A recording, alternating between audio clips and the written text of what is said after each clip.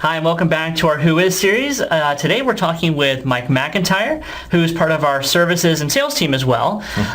First of all, Mike, tell them a little bit about what your title is. What do you do here at Pragmatic Works? My title is a sourcing and contracts manager. It's kind of a hybrid role supporting both the sales team and the consulting team. Okay.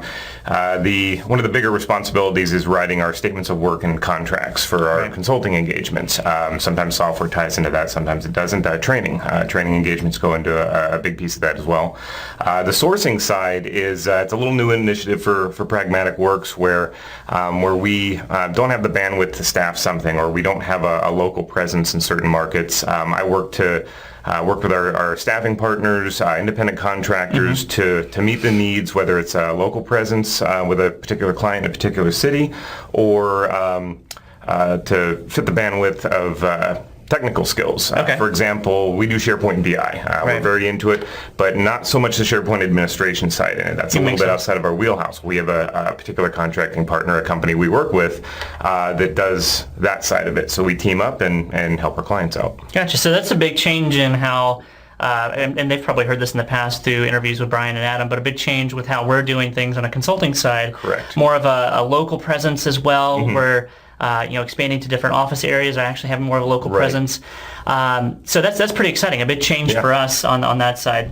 So a lot of people have kind of interesting stories of how they came to Pragmatic Works. What's kind of your story? You have actually a pretty, from what you're doing right now to how you started here, a pretty big change. You started off in Jacksonville. Go ahead, I'll let you tell your story. It's evolved a lot. Next month I'll have been here 3 years. I started with the company in the support department, software support, helping to support a product task factory. That's where I spent the majority of my time in support. Came on from the retail side. I was always really interested in BI, but never fully into IT. And I ended up cutting my teeth on IT in it. And it grew and evolved. I wanted to move on. I wanted to move on to bigger and better things. And an opportunity came open in our sales office up in New Hampshire, and I ended up taking it. A very similar role to what I have now, but it was a little different back then. But it was mostly revolved around the contract writing and everything. So I ended up taking that and relocating after living in Jacksonville for a very long time, relocating to our Salem, New Hampshire office. Yeah, so we just happened to have Mike in the office this week in Jacksonville. Thought we'd do a quick interview with him. So a lot of people have had, you mentioned, did you come through the foundation, by the way? I can't remember. I did not. A lot of people think I did because another Mike came on from the foundation at the same time. But no, I worked in retail. I kind of was doing my own, as I used to put it, duct tape and bubble gum kind of PI. I was writing SQL queries and Access after Googling them, and I really wanted to get deeper into that. And I knew some people who worked at Pragmatic Works, and there was an opening, and the rest is history. Is that how you found out? What kind of word of mouth? Because we had some people tell us they found out through Craigslist. And No. Actually, a lot of people who frequent our sites and our training and see our demos. Sean Harris and I used to work together a long time ago. We went to high school together and that kind of thing. So I ended up hearing about the position through him and interviewed with our support manager at the time. Gotcha. So you've been here 3 years now. You've grown pretty well through the culture, especially as you're going through different parts of the company. You've seen both the Jacksonville office, the Boston office.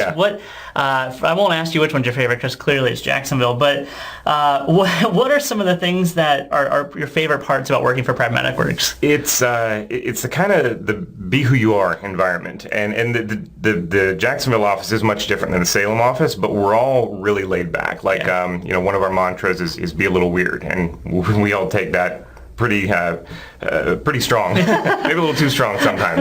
But when I was down here, all of a sudden the systems admin would bust out with Nerf guns and shirts. You know what I mean? And up in the office, there's a lot of goofing around. I guess I won't go into too much detail.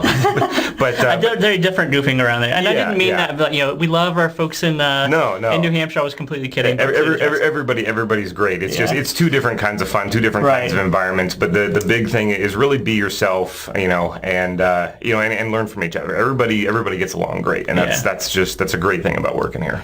So you work a lot pretty closely with customers before an actual, sometimes extensions, but before an actual engagement might start. Do you have any kind of something that you can actually share? Any kind of funny experiences that have happened through those that are something that that's okay to share that you can remember? Any kind of odd things that maybe just the customer didn't work out or?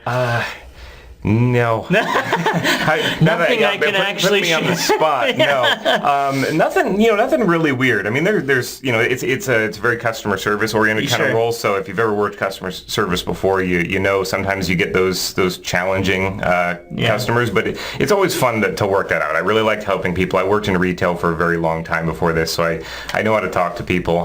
What's really fun though is when I'm talking to customers that I helped on the software side, and then I start talking to them about consulting engagements, and like, I know your name, and it's a lot of phone talk, so you don't see each other face to face, but it's always cool to set up consulting engagements for the individuals I used to help with software like 3 years ago. So it's fun.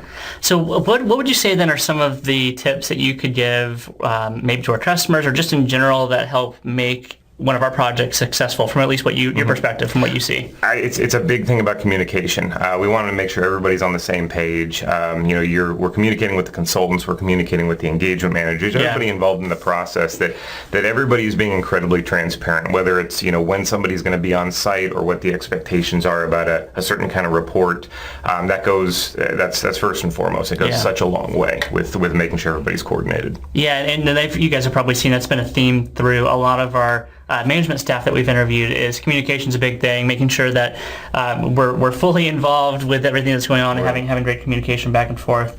So let me ask you this a little more personal. What are some of the things that you do in your spare time? I know you have family, obviously. Right. I spend a lot of time with my family. Part of why I have family here in Jacksonville, but we also have family up in the Massachusetts area. So when we moved up there, we got to see a lot of extended family that we normally don't see or hadn't seen before moving up there. Yeah. I've got a daughter who is just my life. She's 5. She's really cool. I always used to bring her in the office down here, and if you get me started talking about my kid, I'll just go on for a half hour. But that's okay, because she is probably the most adorable little girl I've ever seen. I appreciate that. She's cool.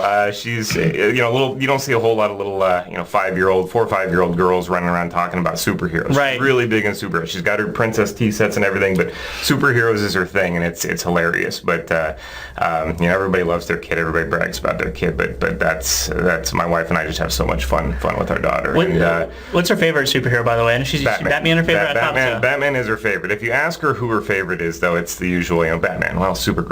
Well, Batgirl. And Batman. And she'll just go on and on and on. So now, is she in the whole Star Wars thing too, or is she just mainly superheroes? She likes Star Wars. She's seen like 2 of the cartoons, but she's seen like all the trailers, and of course, she wants to see the new one with BB-8 because it's very marketed towards kids and everything. But we recently got that, and I just got to make sure she's got the attention span to sit through it. I saw it recently. I think it'll be good. Yeah. Mine have seen it at home now, and they're very thinking about immediately, who am I going to be at Halloween? That's like the immediate thing.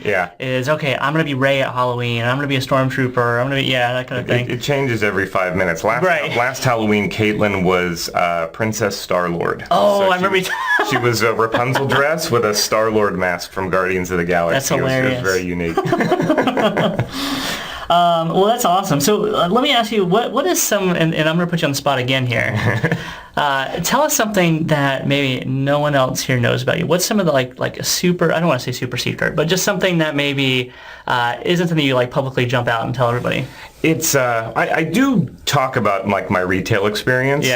But I used to work retail loss prevention for a long time. Okay. And when people hear that, they're like, what is that? I'm like, well, I used to catch shoplifters and audit the store and, audit store operations and everything. And they're like, oh, like Paul Blart. And I'm like, no. I was not a mall security thing. And I wear that. I got a chip on my shoulder by that. I'm like, no, I didn't wear a uniform. But it's something I kind of get into, and I got a lot of stories about it. You meet a lot of interesting people. Right. You're watching for people stealing retail merchandise and stuff like that. You learn a lot about people, but it's one of those things. It's more of a misconception and not something a lot of people don't know. I was not a uniformed guard. I just helped keep our merchandise in the store. I'm sure there's probably very fun, detailed stories. I could go on a while. I mean, some of them were a little scary. Some of them were just very entertaining. You see a different side of people. It's funny. Well, I hope you guys enjoyed this interview with Mike McIntyre. New stuff I learned about as well. He has an adorable daughter. You'll probably be able to speak with him at some point if you do any kind of consulting engagements with us. I hope you guys enjoyed this, and thanks for joining us. Thanks.